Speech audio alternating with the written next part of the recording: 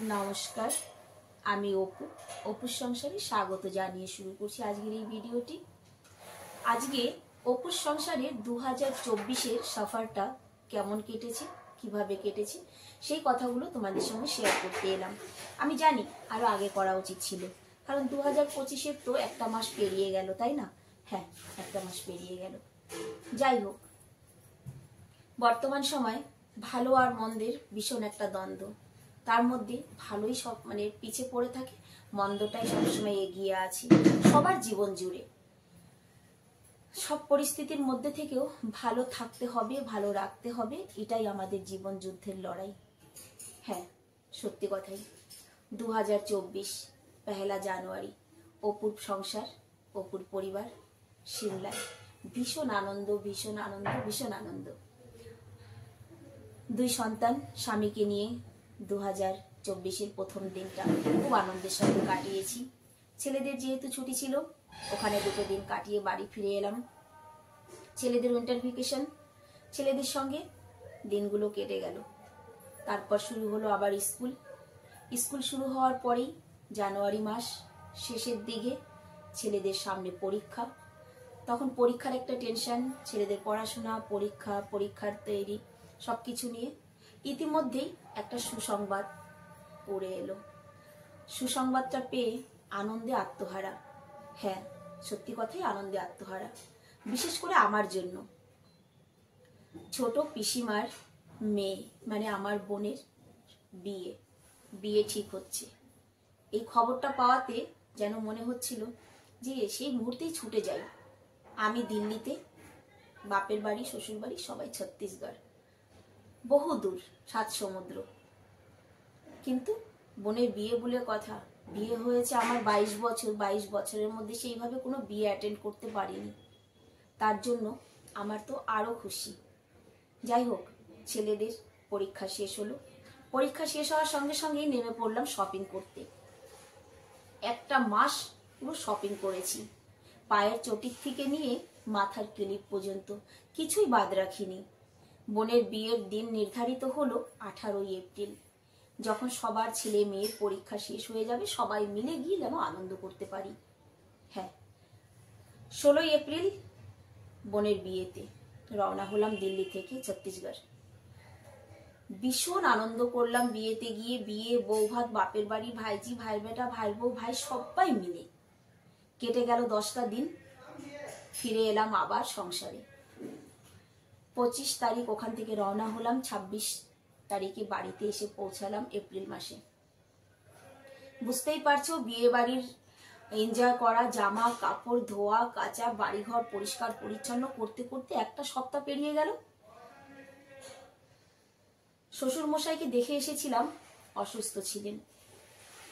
বাড়িতে আসার পর একটা সপ্তাহ কেটে যাওয়ার পর হঠাৎ 2 তারিখ রাতে খবর এলো শ্বশুর মশাই ভীষণ শরীর খারাপ। রাত 11টায় টিকিট করে 3 তারিখে ফার্স্ট ফ্লাইটে চলে যাই আমরা ছত্তিশগড়। আমাদের কপাল খারাপ যে আমরা পৌঁছাতে একটু দেরি হয়ে গেছি। শ্বশুর মশাই দেহ ত্যাগ করেছেন। সেখানে আবার 20টা দিন কেটে গেল। মে মাসের 20 তারিখে বাড়ি ফিরে এলাম। বাড়ি ফিরে এসে আবার সেই ধোয়া কাচা, বাড়িঘর পরিষ্কার পরিচ্ছন্ন, সবকিছু গুছাতে গুছাতে আমার এক ভাইজি এলো 27 তারিখে আমার বাড়িতে। ভাইজি আসার পর 10টা দিন 15টা দিন খুব আনন্দে কাটলো। ভাইজিকে নিয়ে ঘুরতে যাওয়া, বেড়াতে যাওয়া, রান্না খাওয়া, ভালো মন্দ করে 15 দিন পর ভাইজি ফিরে গেল বাড়িতে। জুন মাস, ছেলেদের ছুটি, অসম্ভব গরম। জুন জুলাই ঘরেই থাকলাম, কোথাও আর যাওয়া হয়নি গরমে। আগস্ট মাসে আবার আমার জন্য একটা খুশির খবর। সেটা হলো আমার বড় পিসিমার বড় ছেলে, আমার বড় দাদা আর বৌদি প্রথমবার আমার বাড়িতে আসবেন, টিকিট হয়েছে। আমি তো শুনে আর খুশিতে আর নেই যে দাদা বৌদি প্রথম আমার বাড়িতে আসবে। দাদা বৌদি আর ভাইজি। হ্যাঁ, আগস্ট মাসে দাদা বৌদি এলো আর আমার একটা ভাইজি। বাড়িতে কেউ আসা মানেই তো একই ব্যাপার, ভালো মন্দ রান্না খাওয়া আর ঘুরে বেড়ানো, ছুটে বেড়ানো, বাড়ি ঘর সব ওই রকমই পড়ে থাকে, শুধু রান্না খাওয়া আর ছুটে বেড়ানো। হ্যাঁ, এটা তো হবেই। বাড়িতে কেউ এলে তাদের ঘুরাবো না, এটা কি হয়? চলে এলো রাখি। এবছরের রাখিটা আমার জন্য ভীষণ স্পেশাল ছিল, কারণ রাখির দুদিন আগে আমার ছোট ভাই নিজের অফিসিয়াল কোনো কাজে এসেছিল ভোপাল, আমাকে ফোন করে বলল, দিদি আমি রাখিতে তোর কাছে আসছি। এবার বোঝ, এবছর রাখিতে দুটো ভাইকে আমি কাছে পাবো, জবকি বিয়ের পর থেকে রাখিতে আর ভাইদের কাছে পাই না, যেতে পারি না, তো অত দূরে সম্ভব নয়। খুব আনন্দে রাখিটাও কাটালাম। চলে গেল ভাই, দুদিন পর চলে গেল দাদা বৌদি। আগস্ট মাস শেষ। সেপ্টেম্বর মাসের 1 তারিখে হঠাৎ বর আমাকে বলছে, হ্যাঁ গো অতিথি আসবে বাড়িতে, বাড়িঘর পরিষ্কার করো। আবার কে আসছে গো? আসছে বিশেষ কোনো অতিথি। বিশেষ অতিথি আবার কে? যে বোনের বিয়েতে গিয়েছিলাম সেই বোন, ভগ্নিপতি আর তার শাশুড়ি, 2 তারিখে তারা আমার বাড়িতে এলেন। সত্যি খুব আনন্দের কথা, খুব ভালো লেগেছে বোন ভগ্নিপতি এসেছে। তবে তারা আমার বাড়িতে 2 দিনের বেশি থাকতে পারেননি। বোন ভগ্নিপতিকে নিয়ে ঘুরতে গেলাম। ইতিমধ্যেই আমার জন্য চলে এলো একটা কষ্টের হাওয়া। সেই হাওয়াটা যে এতটা কষ্ট দিয়ে যাবে ভাবতে পারিনি।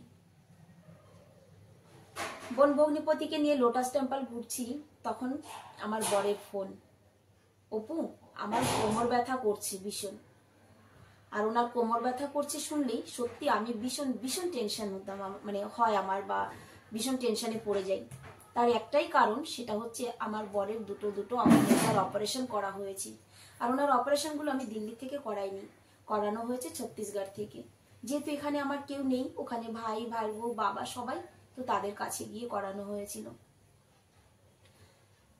ফিরে এলাম বাড়িতে, এসে জিজ্ঞাসা করলাম ওষুধপত্র খেয়েছেন, কিন্তু রাত ভোর এসে ব্যথায় ঘুমোতে পারেননি।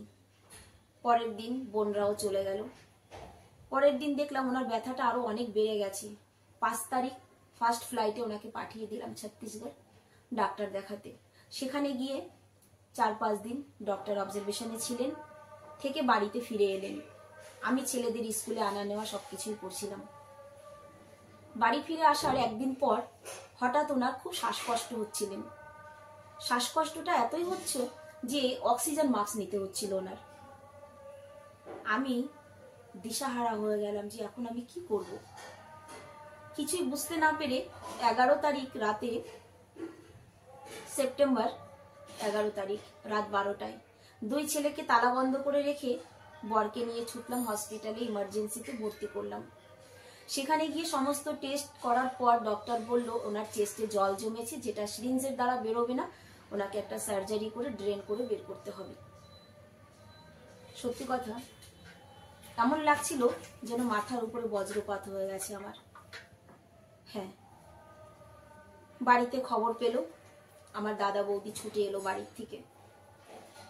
11টা দিন হসপিটালে ভর্তি থাকলাম ওনাকে নিয়ে। তারপর একটু সুস্থ হওয়ার পর বাড়ি নিয়ে আসলাম। দাদা বৌদি তারপরেও 2 দিন ছিলেন, তারপরে তারা চলে গেলেন। তার আগের থেকে আমার গলায় একটা সমস্যা হয়েছিল, ডাক্তার দেখিয়েছিলাম, অপারেশনের কথা বলেছিল। স্বামীর অসুস্থতা দেখে নিজের কথা ভুলেই গেছি। যাই হোক, উনি সুস্থ হলেন, তারপর আমাকে নিয়ে গেলেন অক্টোবর মাসের 5 তারিখে গলার অপারেশন করাতে। সামনে পুজো, ছোট বাচ্চা আছে ঘরে। অপারেশন করিয়ে বাড়ি এলাম, ছেলেদের সঙ্গে পুজোও কাটালাম। বলে না, যেখানে ভালো আছে সেখানে মন্দ আছে। শুরু হয়ে গেল ওই যে আমার কষ্ট, স্বামী অসুস্থ, আমি অসুস্থ। যাই হোক, অপারেশন করে একটু সুস্থ হলাম। লক্ষ্মী পুজোর পর কলকাতার থেকে আমার মামাতো ভাই আর ভাই বউ এলো। দাদা বৌদি আসাতে ভীষণ খুশি। তাদের সঙ্গে কাটিয়ে দিলাম আবার 15টা দিন, সেই ঘোরাফেরা, ভালো মন্দ খাওয়া। শেষ হয়ে গেল অক্টোবর মাস। দাদা বৌদি চলে গেলেন দীপাবলির দিন আমার বাড়ির থেকে।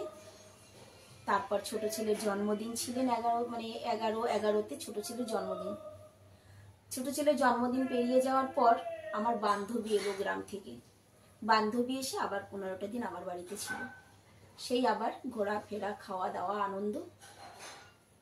একেবারে লাস্টে গিয়ে বলবো, নভেম্বর মাস শেষ, চলে এলো ডিসেম্বর মাস। হ্যাঁ, একেবারে লাস্টে এটাই আমি বলতে চাই, ভালোটা যেমন আমরা হাত পেতে নিতে পারি, মন্দটাকেও আমাদের গ্রহণ করা উচিত, কারণ ভালো মন্দ সব মিলেই তো জীবন। এই হলো আমার 2024-এর জানুয়ারি থেকে নিয়ে ডিসেম্বর পর্যন্ত সফর। চলে এলো নতুন বছর 2025। আমরা প্রত্যেকটি বছরকে কিন্তু ভীষণ আনন্দের সঙ্গেই তাকে আলিঙ্গন করে নিই হ্যাপি নিউ ইয়ার বলে। ঈশ্বরের কাছে প্রার্থনা করি প্রত্যেকেরই যেন প্রতিটা বছর খুব ভালো কাটে, খুব আনন্দের সঙ্গে যেন সবার জীবনটা কাটে। তবে হ্যাঁ, ভালো মন্দ দুটো মিলেই তো জীবন, দুটোকেই হাসি মুখে গ্রহণ করতে শিখো, দেখবে জীবনটা সত্যিই রঙিন। সবাই ভালো থেকো, সুস্থ থেকো। ভিডিওটি ভালো লাগলে একটি লাইক করে যেও।